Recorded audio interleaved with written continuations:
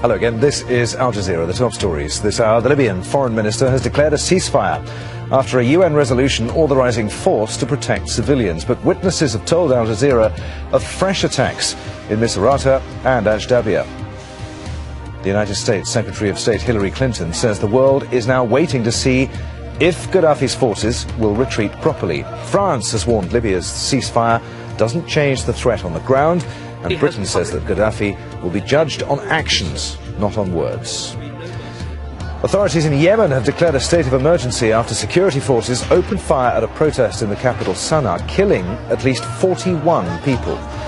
Witnesses said that armed men opened fire from nearby buildings as protesters gathered in the university square after Friday prayers. Authorities in Bahrain have torn down a statue on the Pearl Roundabout in Manama, the centre of weeks of pro-democracy protests. The concrete statue of 6 Dow sails holding up a pearl was demolished using drills and diggers. Security forces launched a crackdown on the protest camp on Wednesday. Bahrain's government says that more Gulf troops will be called in to help suppress dissent. The Peninsula Shield forces are not supposed to have any contact or friction with the people of Bahrain.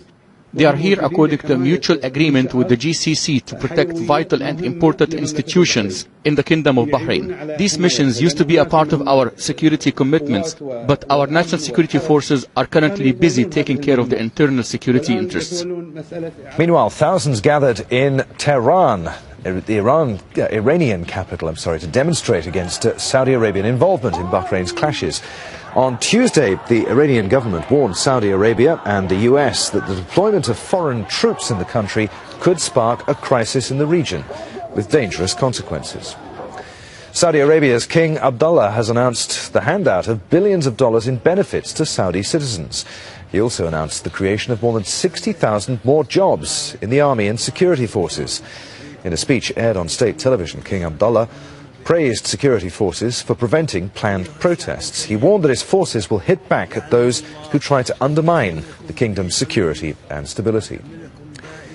Egyptians will be voting on constitutional reform on Saturday. Now, that was one of the key demands of protesters in the run-up to ex-President Hosni Mubarak's departure from office. But some are worried that the proposed amendments don't go far enough. Al Jazeera's Shireen Tadros reports.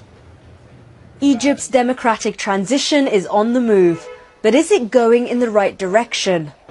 These young activists say amending clauses to the old constitution isn't enough. They're urging people to vote against the amendments and demand an entirely new constitution.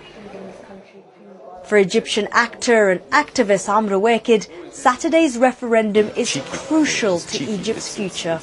I'm not concerned much with the clauses that were amended. I'm very concerned with the ones that didn't get amended. And these are the ones that paved the way for another dictator to revive the system of Mubarak again. So what are these 8 amendments? Well, most deal with the election and powers of the president. For example, limiting the president to a maximum of 2 4-year-long terms. Another amendment would make it easier for some independent candidates to run for office. Declaring a state of emergency would need majority approval in the parliament to be implemented and a popular referendum if extended for more than 6 months. The Muslim Brotherhood is the main group pushing for the amendments. Some say the group only want them to pass so parliamentary elections due in a few months can take place on time.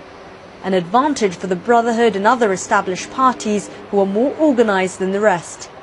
But members say the amendments should pass because they're a temporary fix that would bring some stability and ensure military rule doesn't drag on for too long. These amendments pave the way for a new constitution and parliamentary elections. Those whom the people choose according to the amendments will form a committee within 6 months to draft a new constitution. On the streets, heated discussions are taking place. Whether they say yes or no to these amendments, Egyptians are being encouraged by youth groups, political figures, even religious leaders to come out and vote on Saturday. And there's a real belief here amongst people for the first time in decades that if they do come out and vote, that vote will be counted. A feeling of empowerment Egyptians are guarding tightly. Shireen Tadros, Al Jazeera. Cairo.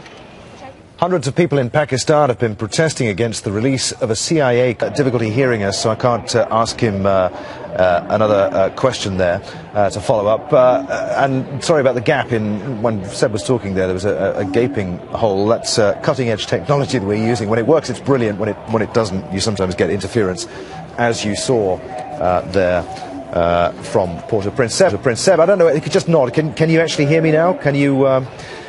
Nope.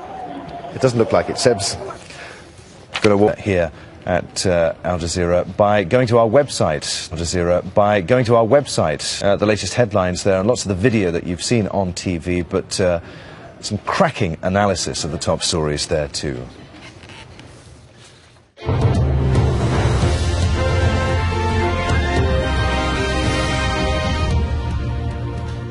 Live from Doha, I'm Adrian Finnegan. You're with Al Jazeera. The headlines. Witnesses have told Al Jazeera that Libyan government forces continue to shell. Yemen's president has announced a state of emergency after security forces opened fire at a protest in the capital Sana'a, killing at least 41 people. Witnesses say that armed men opened fire from nearby buildings as protesters gathered in the university square following Friday prayers. Authorities in Bahrain have torn down a statue on the Pearl Roundabout in Manama, the centre of weeks of pro-democracy protests.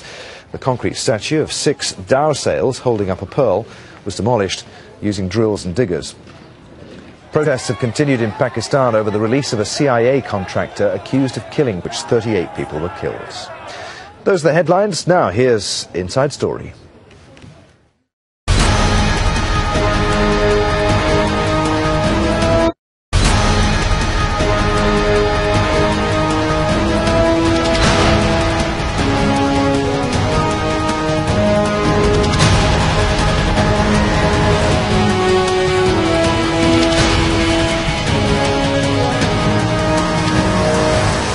I have said repeatedly that I intend to close Guantanamo, and I will follow through on that.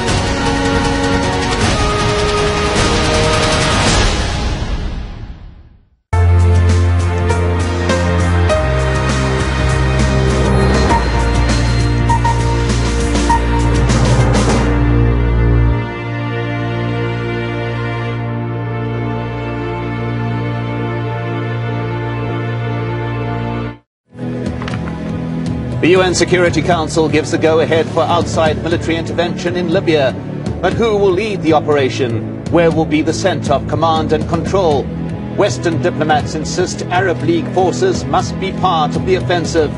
The Gaddafi regime has declared an immediate ceasefire. But will words become action? This is Inside Story.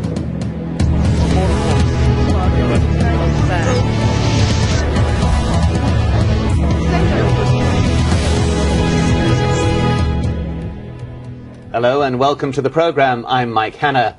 A week ago here in Cairo, the Arab League called for a no-fly zone to be imposed over Libya. Now the United Nations Security Council has gone a step further, authorising what it calls all necessary measures to protect civilians